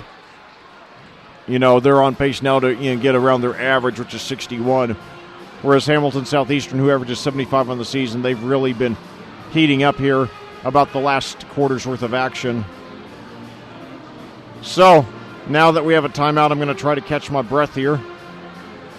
And got a great crowd tonight. They seat 3,000 here in this gym at Zionsville, one of the bigger gyms in the state. And well over 50% capacity. Probably about 75% capacity here on the Zionsville side of the gym. Over on the Hamilton Southeastern side, not as full, but they probably have a good 500 fans or so. Hamilton Southeastern, obviously a lot to cheer about in sports. Zionsville as well. They, looking across the gym, I see all the state championship banners. I knew they had a couple for football in '87 and '96. I see they also have 2 for boys golf and 1 for boys soccer, and then lots of, sectional and regional championships there on their wall of fame. And also walked down the halls here at the school, saw all the trophy cases. Certainly one of the most accomplished athletic programs here in the state. They don't get the publicity that schools like Ben Davis and Carmel do, but they're certainly very good, from top to bottom. Got it. Gunn with the first and a chance to tie the ball game. Yeah, Gunn with 24. He surpassed his average and scored 15 here in the second half, showing why he's on his way to play for a big-time college next year. The question is which one. A lot of people will be watching with a lot of interest. Now, one of the things that's interesting, Gunn wears, and we haven't really talked about this, those look like low-top shoes, Leck. Yeah. I don't know if I've ever seen that. Now, fade away. Oh, boy, what a big shot that time by 30 Genko. Yeah. Nothing you can do about that. Good defense, hand in the face. Just got it to go. Good play. So 2 minutes to go. Yeah, Smith with it over to Rotterman. Rotterman facing up. Dribbles. Comes back center of the floor now. Looks all the way to the left side. Flips it off over to Davidson. Davidson back to Rotterman. Rotterman in the corner to Smith. Smith to Rotterman. Over to number 3. That's Davidson. Davidson on the wing. Back up top, it'll come to Rotterman. 1:35 to go, and now Southeastern running some clock, putting themselves in a position they got to get a good look. As a bump, no foul call in the corner. Smith drives it hard to the basket, and he is bumped. Nope, they're going to say he stepped on the out-of-bounds line. A lot of contact. The officials letting it go that time. Well, I'll tell you, that's a big break for Zionsville, but with the lead in the ball now, 1:27 to go.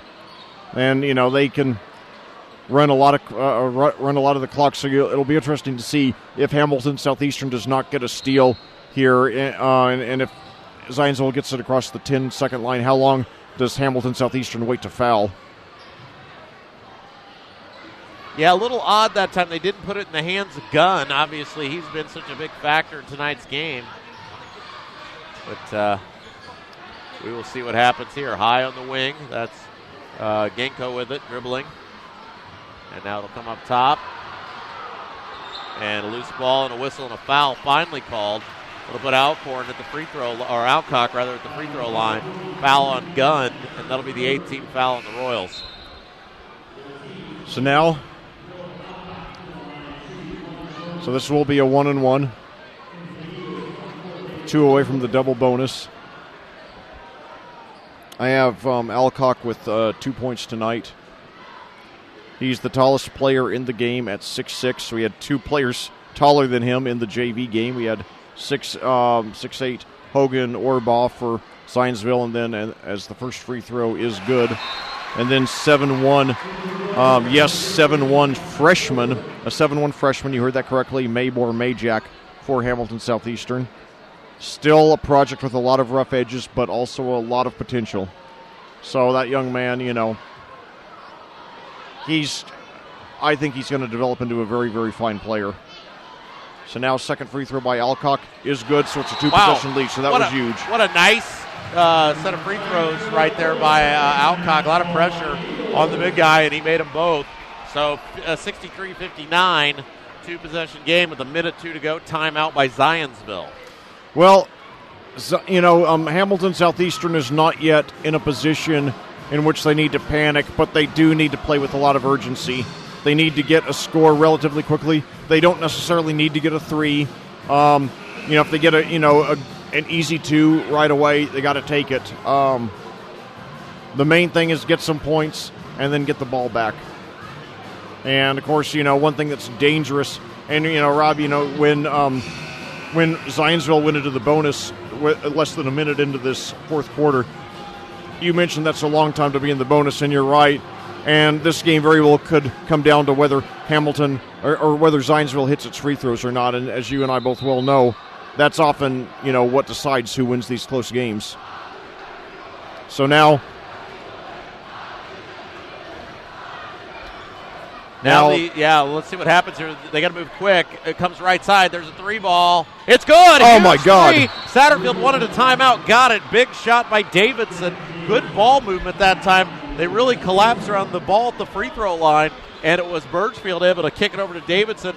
Almost looked like a design play that time, Leck. Well, it might have been, and I'll tell you, it's ironic. I just said they don't necessarily have to get a 3 here, but they got it. Yeah. And 48.4 to go now. So,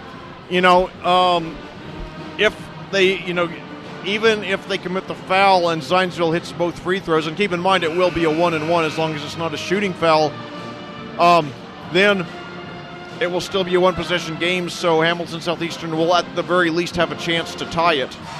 Yeah, it really changes the landscape of this one, Leck, because the Royals now, they can foul, and even if they hit both free throws, still an opportunity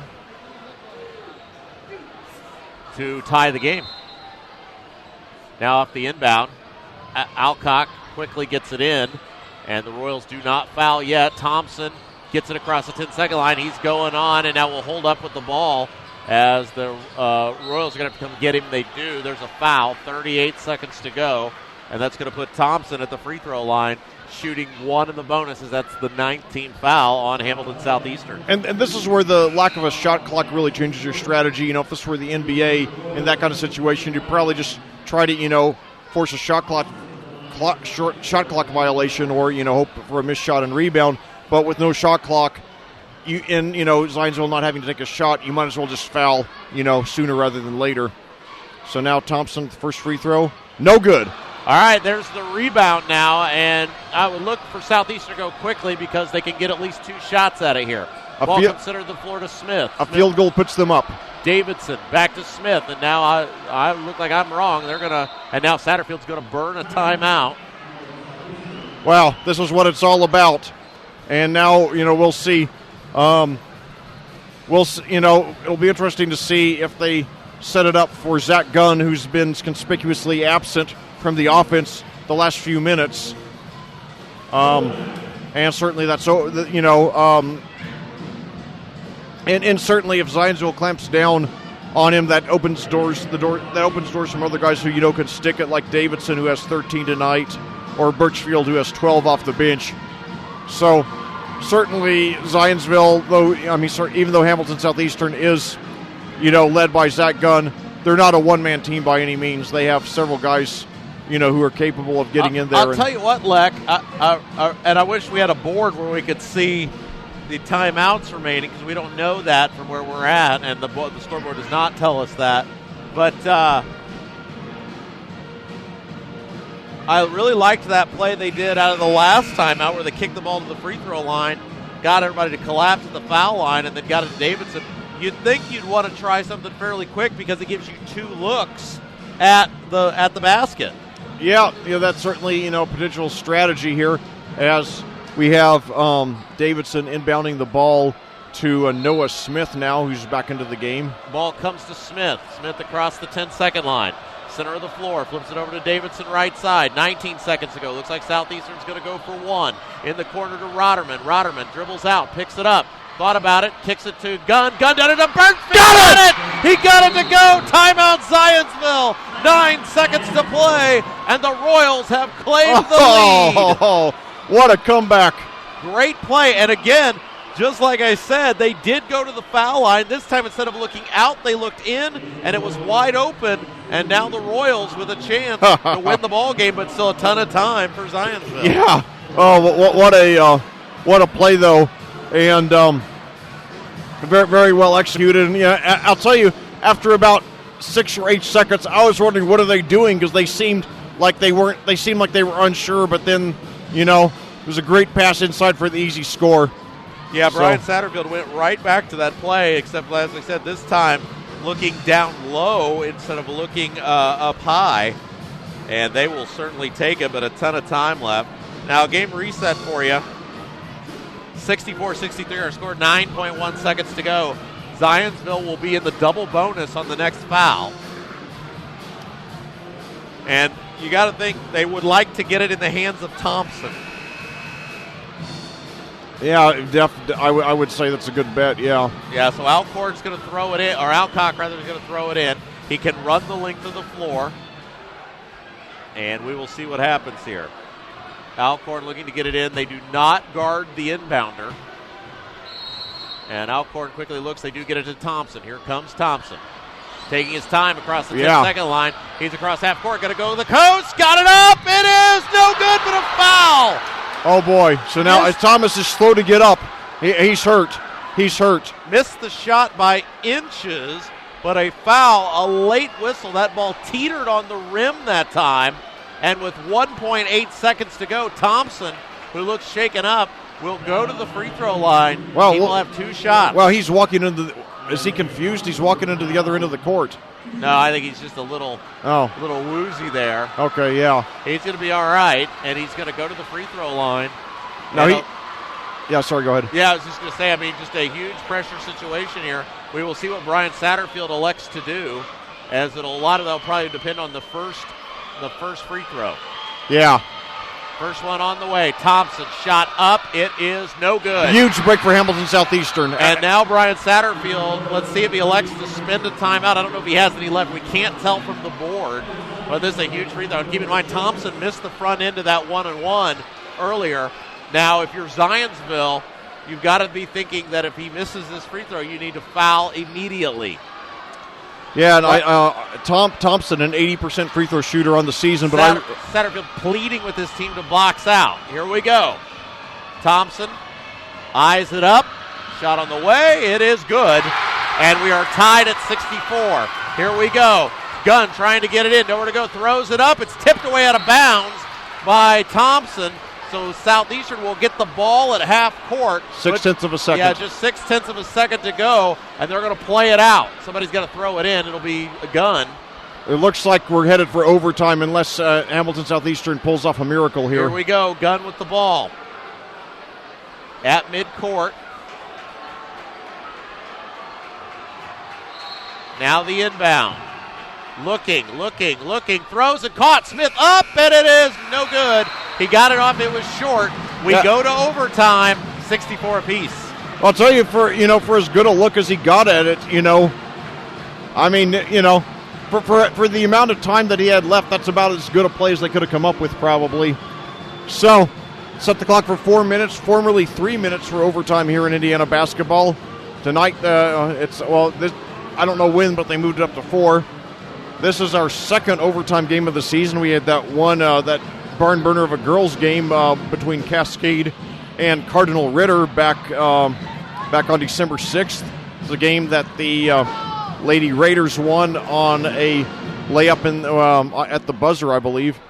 And now we'll see which one of these teams has the more stamina.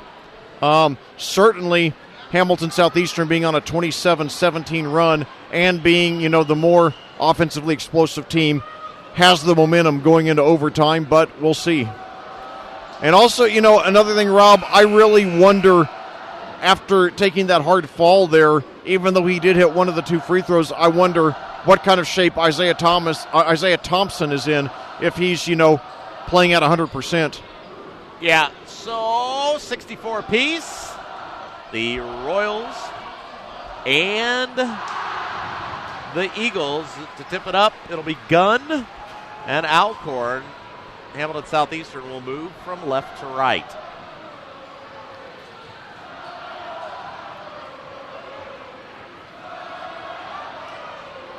Yeah, 6'7" versus 6'6" for this jump ball. Taller, but it was 6'8" versus 7'1" for the JV game.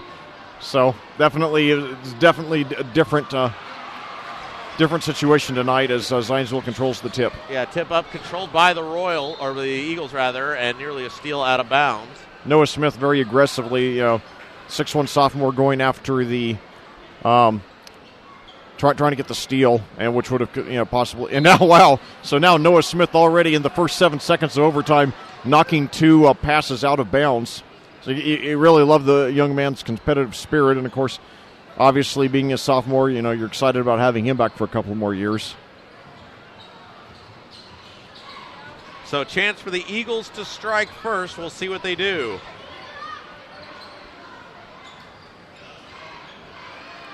So Thompson looks to be back to 100%. Gives the ball over to Adcock. Now fakes the 3. Now drives to the basket and loses control of it, and it goes out of bounds to Hamilton Southeastern. Well, both sides a little confused there because there was serious contact, and, of course, he let the ball go. You can't catch it once you've thrown it up. It's a pass to yourself. Oh, okay. He had to let it go. Yeah, I see. When I first saw it, I thought maybe he thought that it had been touched by Although I think it hit the backboard, which I think I don't know. I mean, that's a confusing situation to be in. Southeastern happy because they've got the ball and a chance to take the lead. Their biggest lead of the game has been 1, at least in recent memory. They led early and then clawed all the way back after being down by as many as 14. And now ball will come right side over to Smith. Up top to Rotterman. Rotterman dribbles to the right side. Back over to Smith. Back to Rotterman. Looks to the right side to Smith. Smith dribbles hard, takes it to the block, skips into the corner. Davidson a 3. 3 ball is good. That's huge. And Davidson delivers a 67-64 advantage. So now the pressure goes on the home team now. They led for most of the game before, giving up that 14-point lead. Now Thompson lays it in. Thompson, great play. Glass. He's been a great performer all game long. He's probably kicking himself over those 2 free throws. But other than that, he has been just an unforced error turnover that time by the Royals. Although, to Thompson's credit, he did hit the second free throw to send the game into overtime. Well, and you don't know with that, too. I mean, he took what it looked like a pretty serious blow. Oh, yeah, yeah. Trying to figure out where you're at. Yeah. So now Thompson's trying to take over, and he does, except it goes... Boy, I had a point-blank look at it that time, reminiscent of Patrick Ewing against the Pacers. Hard to believe that's been 22 years. And now the Royals with a chance to take the lead, or to add to their lead. They have a 67-66 advantage. Boy, Royals trying to go back to that high pass at the foul line and work the offense out of there, as that was very effective for them down the stretch. Nearly that time they had a man open, but it's stolen away. And the Eagles catch up to him that time. It's 67-66. So Thompson looks like every time Thompson has the ball, he looks like he just wants to take the game over. But now nice move to the basket, but feeds it. Big block by Gunn. Pass ahead. Foot race to the basket. Davidson a 3. Was that good or an air ball? It was an air ball. Now save. It comes to Thompson. Here comes Thompson. Little dish. Shot up and in for 2. That was Ginkgo. And Ginkgo makes the lead 1 for the Eagles. Tough break that time by the Royals for some reason. Davidson looked like he had a good look at the basket, but pulled up for the 3. Yeah, I don't know that I like the decision there. When you have the lead, I just thinking tried to milk the clock, but he just wanted to stick the dagger in the heart. But now the other end, now a long 3 by Gunn. No good. Rebound, Birchfield got creamed on the rebound, and a foul on the Eagles. And it will be 1-1. Yeah. The Royals will go to the foul line. So we're 1 away from the double bonus now. So now Birchfield. 46 seconds to go. He needs 1 to tie it. 2 would give him the lead. Remember, it's only a 1-1. Hamilton Southeastern playing all their guys back.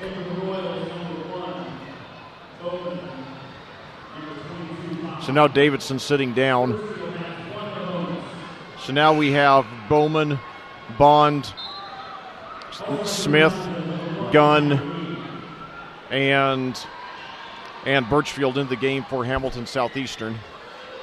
Yeah, we'll see what happens here. Birchfield at the line. Hamilton Southeastern trailing by 1 in overtime. He needs to hit at least one of these to tie it. 2 would put him in the lead. The first one is good. It was one of those, looked like a putt that was like hanging on there. It was just fading left towards the basket. Saw a little body language there from Birchfield. And caught the corner and went down, and that's all that matters. Chance to give the Royals the lead. Shot is up. Shot is good. And it is now a 69-68 lead for the Royals.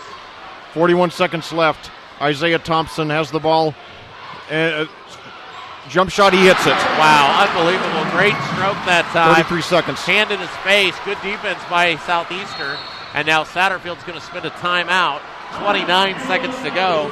70-69 the score in favor of the home team, the Zionsville Eagles. Well, I'll tell you, Rob, even if Hamilton Southeastern comes back to win this game, which I still think is a good possibility, I give Zionsville so much credit for hanging in there in overtime. I really thought they would fall apart in overtime and Hamilton Southeastern would pull away. I thought, Zionsville was out of gas after the way they collapsed there in the last quarter and a half of regulation, giving up that 14-point lead. But, Isaiah Thompson has almost single-handedly kept them in it. He's been fearless.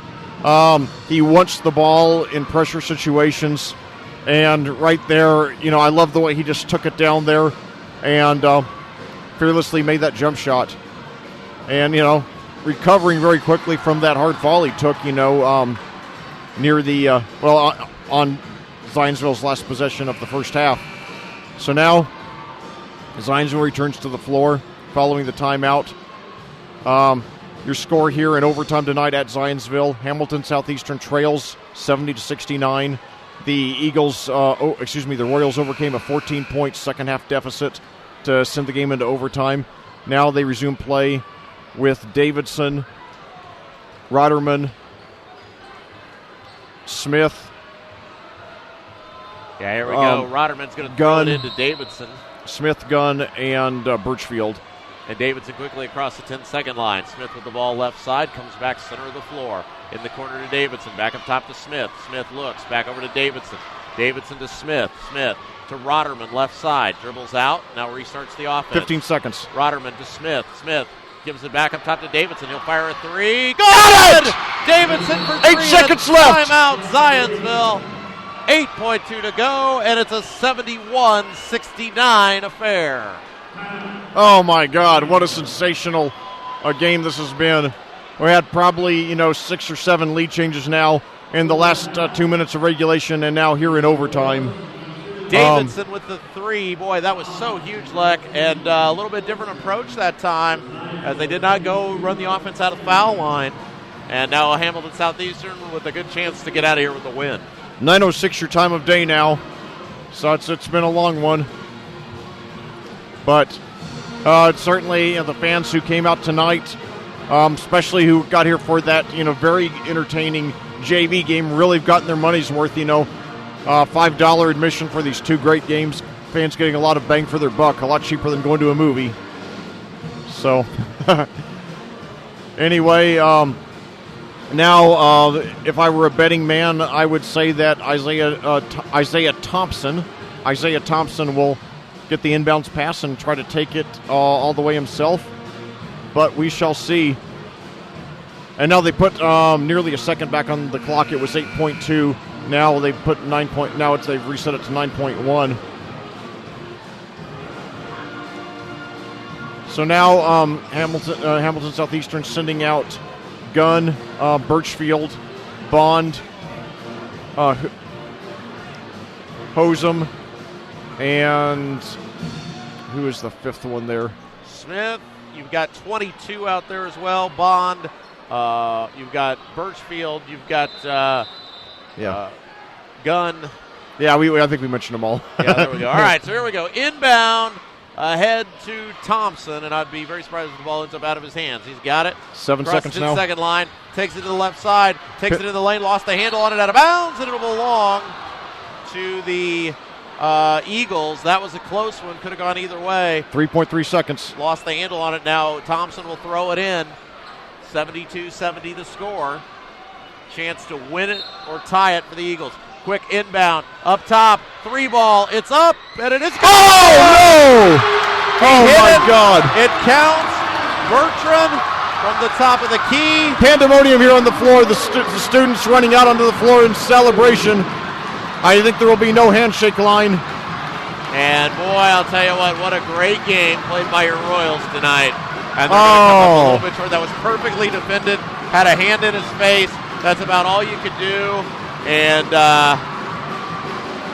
well, ouch, man. Boy, I'll tell you what a great game by two really great teams. Hamilton Southeastern, by the way, doing a handshake line just with the coaches of Zionsville. The players didn't stick around for it, understandably swept up in the emotion. And now some of the Zionsville players are coming over to shake hands. So, yeah. But, certainly a disappointment for Hamilton Southeastern. They did a great job coming back. But the problem is they put themselves in enough of a hole that they had no margin for error. Yeah, but you know what? Again, they were down 14 points, came all the way back, led by got a lead at the end. A great game. This is a great Zionsville team. It's unfortunate that they're going to come up short, but keep in mind now they have now lost 3 games. Leck, and all 3 of the teams that they've lost to are phenomenal teams. So yeah, exactly. Certainly, this one should get Zionsville over the top and into the top 20.